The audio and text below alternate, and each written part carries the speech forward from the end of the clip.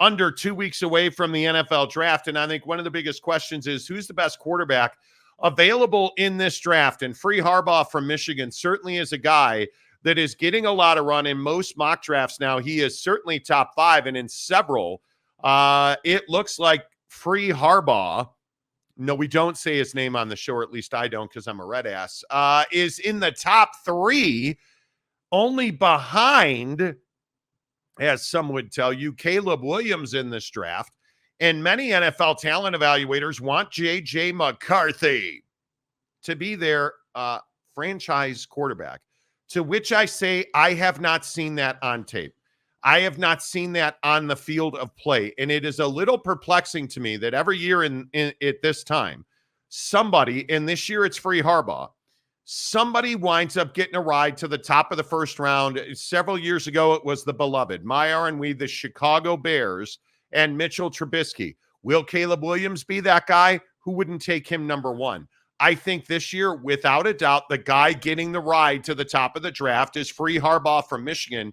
Jake, does he ever compete in a Super Bowl, let alone win one? No, I mean, I don't think that this guy is anything special at the NFL level. I think that his arm talent, his ability are not necessarily up to snuff. Like, yeah, did he, make some throws at Michigan? Was it good enough?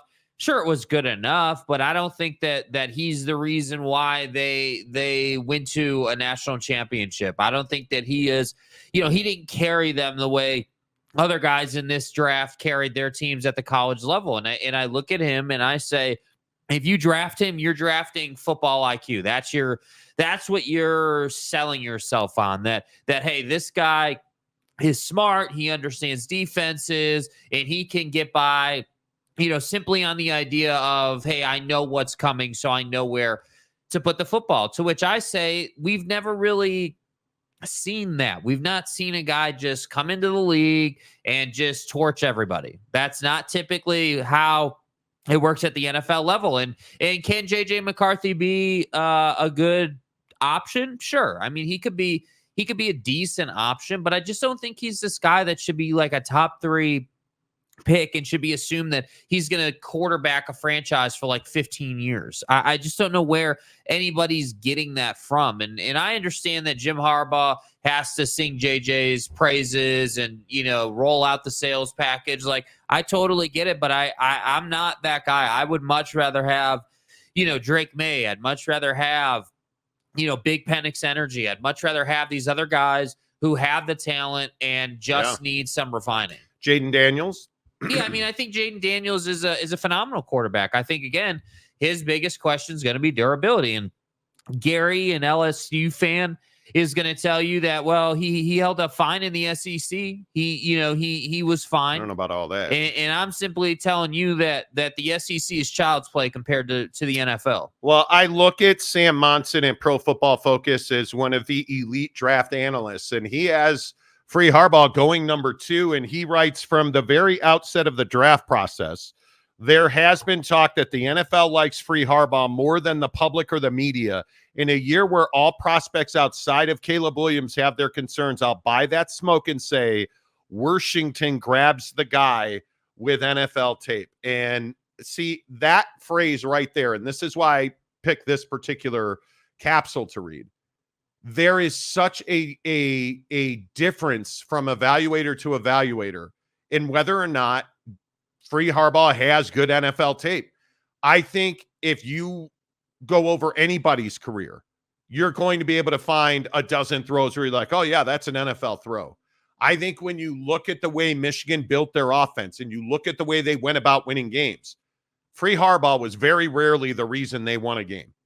And I think whether it was the offensive line, the running game, whether it was certainly their defense, which was elite, I think very rarely was Free Harbaugh the reason that Michigan won games. And that's something that I think absolutely matters. Yes. I mean, there's no question that Caleb Williams is the reason that USC had the prolific offense that they had, period. Is he the reason they lost games? No, I think their defense is the reason they lost so many games. I look at Jaden Daniels. You look at what Sam Monson wrote. I'm not sure there's a more quarterback desperate team than Denver.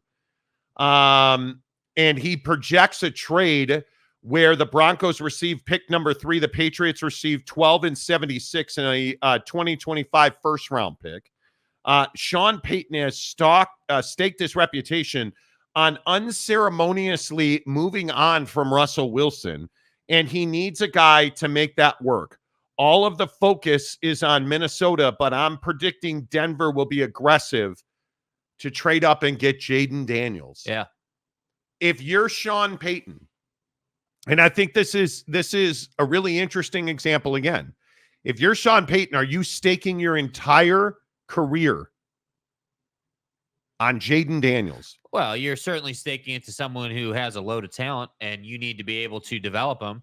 And I think that's the problem for Sean Payton, is that you run a system where it doesn't work for everybody, and you need somebody with a particular set of skills, most notably who has, a big arm, and it would be nice if he could roll the pocket on a pretty consistent basis. So I think that, Jaden Daniels fits that mold 100%. I just still wonder, can the guy stay healthy? That's my single biggest concern. If he's healthy, he's going to be awesome. Yeah, you know what I mean? And so for that reason alone, it's probably worth the risk if you're Denver. I would agree. They need a quarterback. Sean Payton needs a quarterback. Sean Payton needs someone who is not scared to air the football out. And that's why I say JJ McCarthy or anybody else who's a more conservative quarterback would not be a fit in Denver. Denver needs a guy that's a gunslinger. Denver needs a guy that is not scared to make the throw. Well, and if you're the boys at ESPN, who I think are the best in the business at the draft, they rarely miss. They have a composite mock draft with Field Yates and Mel Kiper Jr. that has the Bears taking Caleb Williams at number 1, the beloved. The Washington Commanders taking Jaden Daniels, and they immediately do this is according to ESPN, they immediately do an NIL deal with Olive Garden for fettuccine sauce, not the noodles, just the sauce to kind of fatten the calf. Fatten the calf with and the fettuccine. Okay. Number 3, they have New England taking Drake May from North Carolina. Arizona at number 4 with Marvin Harrison Jr., who I do not think is the best wide receiver in the draft. And then they have a trade. The Vikings jump up to number 5 to select Free Harbaugh. And hey, listen, I think that's more realistic. I don't see any way, shape, or form that you're going to trade up to number 2 or 3 to get Free Harbaugh. It just doesn't make a lot of sense. I don't know why you would expend that much capital to get him. Like, with all due respect, he doesn't have top 3 written all over him. Top 10, certainly. Top 3, certainly not. I think it's, too much to ask. I think, again, it's all situational, right? I mean, Denver is going to be desperate, so their willingness to hop up into the top 3, I would agree, is obviously going to be higher than the Vikings situation. But at the same time, the Vikings need to find a long-term solution. Like, Kirk Cousins was great, but obviously he's not there anymore. And you have Jaron Hall, and you're trying to find a franchise guy, the next dude who's going to lead the organization for the next 10 years. And if you want to make that JJ McCarthy, that's fine. But what I'm here to tell you is that I saw more arm talent and more pure get it done ability out of many other guys in prior years coming into the draft than I saw to JJ McCarthy. And that's why I say, yes, he's got the composure. He's got the mental side. I just don't believe personally that he's got the ability to outthrow linebackers in the NFL. You're not going to be able to just, dump it off constantly in front of NFL linebackers. You're going to get 2 yards a carry or 2 yards an attempt, and you're going to be off the field quick. And that's why I say, if somebody is going to make this mistake, somebody's going to go out, they're going to draft this guy, and then they're going to quickly understand, oh man, this guy's not quite got the goods. And if it's the Vikings, great. That means the Bears are in much better shape. So please be my guest. Go out and make an idiot of yourself. Why do you care about the you're Arizona Cardinal fan. Like, when did you all of a sudden No, start caring about I'm a Salt Lake City Cardinal fan. Oh, thank you. When did you start caring about the Denver Broncos? I mean, you're a free Harbaugh fan. I'm not. Like, who's your NFL team? Well, it's the Vikings or the Packers. No, it would be the Bears. I think the Bears are a lock with Caleb Williams. Yeah. And the guy that I'm curious about is Big Penix energy. Like, how far does Michael Penix Jr. fall? And it's pretty remarkable if we look at you're willing to invest your entire franchise in a guy in free Harbaugh that has never been asked to lead an offense. He has never been counted on to be the best player on offense. Let that sink in. They never asked JJ McCarthy to carry the load at Michigan. And I mean, they asked different dudes to carry the load at Northwestern. That's not what they did at Michigan with JJ McCarthy. And I think it's very interesting.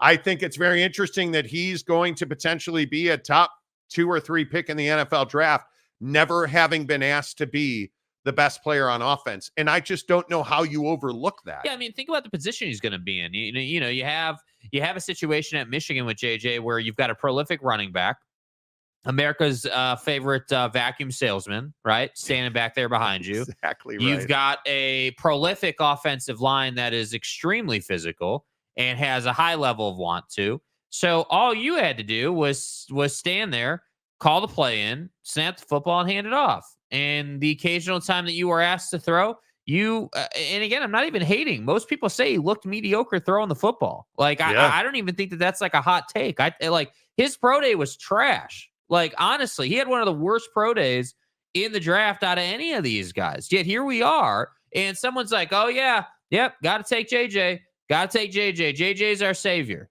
Okay, cool, man. If you just want to overlook the pro day, you want to overlook the lack of production in the throwing game at Michigan, like, we want to overlook the fact that this guy has one of the weaker arms in the draft. Like, that's the stuff that I'm just like, dude, as an NFL talent evaluator, what are you looking at? And by the way, why are you not trying to model your quarterback situation after the best teams in the league? Because I don't throw Patty Mahomes and the Chiefs out of it. Like, look at other teams that contend. Why was CJ Stroud so successful this past year? Well, because he's got a big arm and he's got high IQ, right? And he was in a system where they taught him exactly what he needed to do to be successful. Okay, so if you compare CJ Stroud to JJ McCarthy, there are very few similarities. Very few. Like, very few. Like, CJ is a much more athletic quarterback. CJ, I think, shocked people with how smart he is. Remember, this is a guy in his draft who everyone's like, oh, he couldn't pass a test. He's not going to be a good option. Yet we're over here with JJ saying that this guy's going to be the savior of an organization. Like, that's what I don't understand. See, I look at somebody like Bo Nix. I don't view Bo Nix as a franchise quarterback. I think he is a Chase Daniel type guy. He's a guy that winds up being a backup quarterback.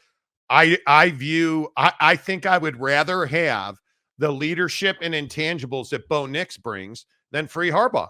I certainly would rather have with where you'd be drafting him. You would, yeah. I would much rather have. I look at a guy like Michael Penix Jr. I don't know what's missing.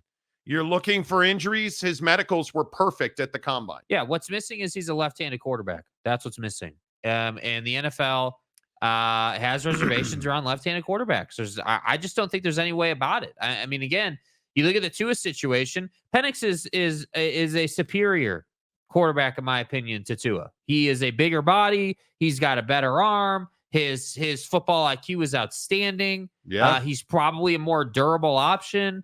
And yet here we are hesitating and being like, yeah, wow. There's a lot of risk with Michael Penix Jr. Well, Mel Kiper Jr. has him being traded for. The Rams trade up to the 33rd to start the second round and draft Michael Penix Jr. Yeah.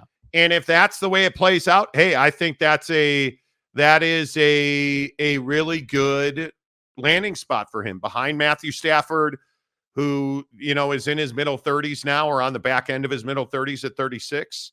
That's a really good landing spot for Michael Penix Jr. He's not going to be asked to go into the lineup right away, which I think is really critical for quarterbacks Terrifies me about Caleb Williams. Terrifies me about Drake May.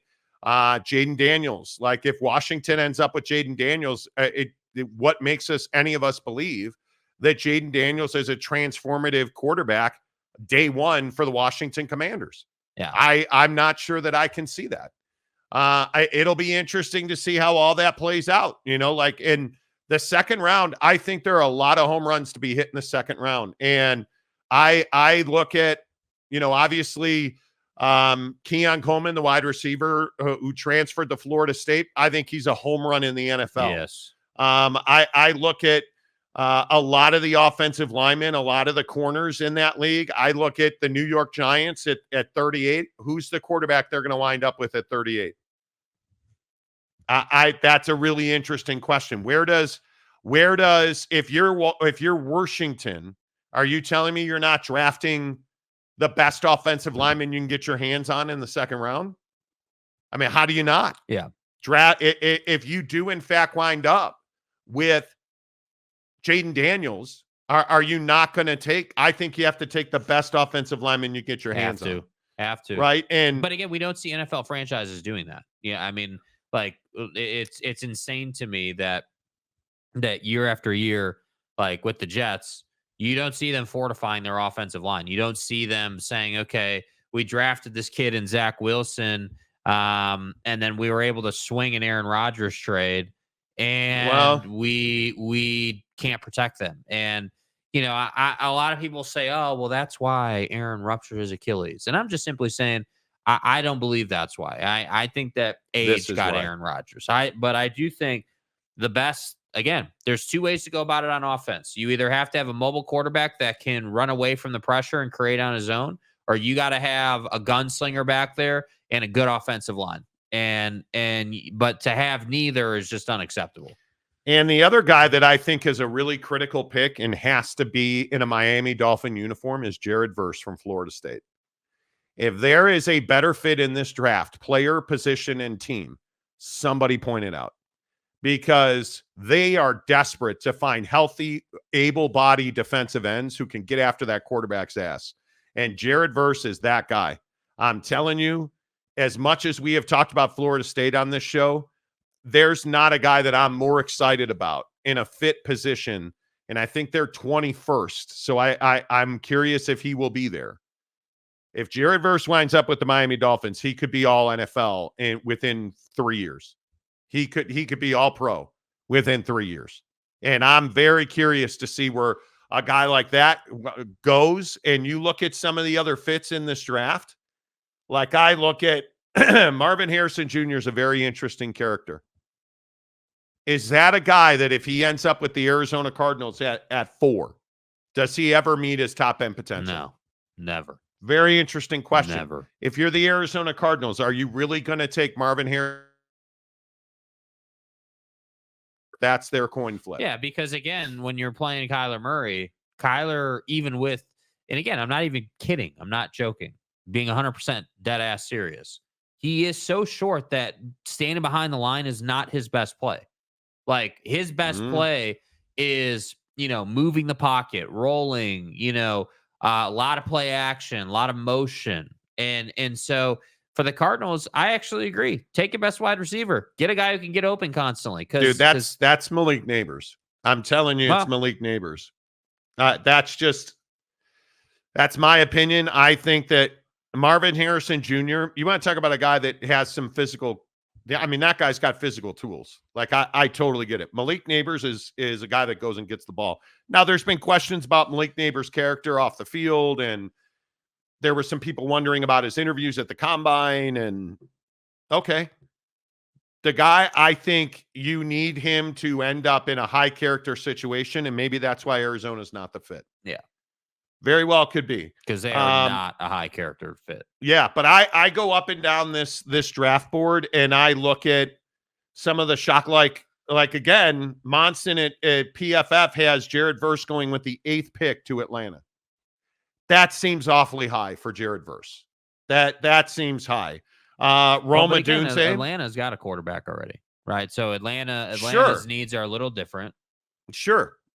But again, I think there's better value There's better value there at number 8. And that's just my opinion. I mean, I don't disagree. If you're drafting at number 8, like, and you just brought in Kirk Cousins, and obviously coming off of the Achilles himself, probably would be smart.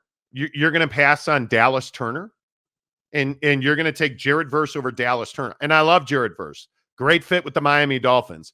Dallas Turner, in my opinion, is the better NFL player. Maybe I wear egg on my face for that pick. Who knows? But Dallas Turner is ready. And Dallas Turner, to me, is a guy you don't pass on if he's there at 8. Yeah. Again, I look at the Wales Vagina LA Chargers. Do they draft or do they trade out of that spot? And I'm very curious what they do at 5, because you're going to have picks later in this draft. You've made some really tough personnel decisions. If you are the Los Angeles Chargers, can you afford not, again, Joe Alt, can you afford, if you're Jim Harbaugh and you build the foundation of your football teams on offensive line play, and you have arguably the best young quarterback in the NFL, can you afford to trade out of that spot and not take Joe Alt and risk not having Joe Alt? And you fall at that point all the way to 11, where you're probably taking J.C. Latham from Alabama. Mm-hmm. I'm all about Joe Alt. Yeah, I'm all about Joe Alt. The guy is a stud. There's no doubt. I think he's the best tackle prospect in this draft. Yeah. And if you are not taking Joe Alt, aren't you better off getting the best offensive weapon you can get? Yeah. For me, that's what you're going to have to do. And Jim Harbaugh is going to want to balance and run the football. Joe Alt and J.C. Latham, that's a good problem to have. Well, and again, and to your point, like having that level of quarterback on your roster already really opens things up. I mean, again, because all you have to do is put yourself in a spot to throw or to run the football, because if you run the football, he's going to be wide open back there in play action. And I think that, again, at the college level, you don't see as much play action. You don't see as much traditional, NFL offense, obviously. Right. And so I think for Jim, like what we saw at Michigan is a small sample size of what an NFL offense could be for him. And I think that, going back to, his 49er days, I think about the great backs that he had there. You think about how much they ran the football, and it's like, yeah, dude, like, running the football allowed some average might be aggressive, but less than stellar quarterback play to be okay. And that's why I say, if you can just run the football, Justin Herbert's going to be just fine. And all I'm saying about the Chargers at that spot, you're picking between, at that point, let's pretend it's Malik Neighbors and Joe Alt. I'd rather pick between Malik Neighbors and Joe Alt than J.C. Latham and Roma Dunze.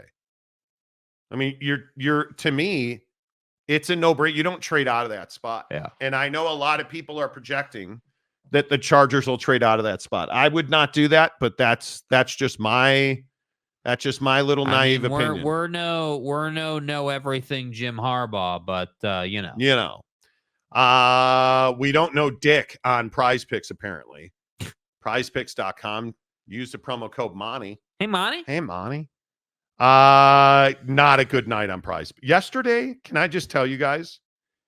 I do think yesterday was that day where you get a little bit on the fingertip that you weren't expecting and get stuck. Sorry, did you just say gets stuck under the nail? Quote, little bit on the fingertip? And it gets stuck under the nail. Because let me tell you that yesterday was not a good day. That sounds like back to front behavior, dude. Well, you would know. Any way you slice it, yesterday was not a good day. I'm just going to go F myself. Excellent. That sounds great. I would like to point out now, again, this is just little old Uncle Monty talking off the top of his head. I would like to go and point out that the New York Yankees can suck a D, because can anybody explain to me how Juan Soto, who is facing who I think is, and listen, I don't mean to judge Chris Bassett. You suck. Like, you're not good, right? You're like, you're not good. My fucking ass. Juan Soto, great matchup. Let me guess. Ofer. Hitting 341, Juan Soto. One of the best stories in Major League Baseball, the 12-4 New York Yankees. On the day that John Sterling retires, you don't get a hit? Okay, fuck you. How's that? You don't get a total base, and you don't get an RBI. Hey, thanks for nothing, you prick. Juan Soto let me down. And it was a favorable matchup. And so, of course, me being me, Monty. right? You know, Me versus me, Spider-Man and stuff. Right. Of course, I'm going to take Ian Happ going up against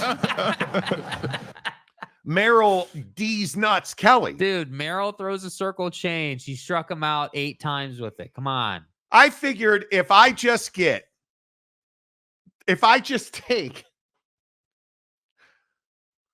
the 1.5 hits, runs, and RBIs, motherfucking good spot. Yeah, you chilling in the cup, making that money and stuff, 1.5 on Ian Happ yesterday. All I needed was 2 runs, hits, and RBIs.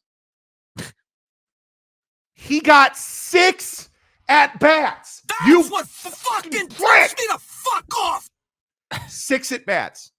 How many runs, hits, and RBIs do you think he got? Suckmyass.com. 1.5 was the number. Little old Monty just needed 2. Yeah, I'm guessing 0. Asshole, he got 1. Like the little baiter that he is, he got 1. How are you not this? And see, this is my question for you on Prize Picks. Mm-hmm. How are you not, going all in on, Devin Booker's D on Prize Picks? How are you not going all in on your boy? Your absolute savior. You guys, do you understand what I deal with on this show? The Suns didn't play last night. It was an all Major League Baseball evening on Prize Picks. And this a-hole over here is like, hey, bro, why didn't you take Devin Booker last night? Because he didn't play. No, I mean, dude. You didn't take him the night before. Turn the music up. Shut up. And then I was going for locks last night. But Soto. Shut up.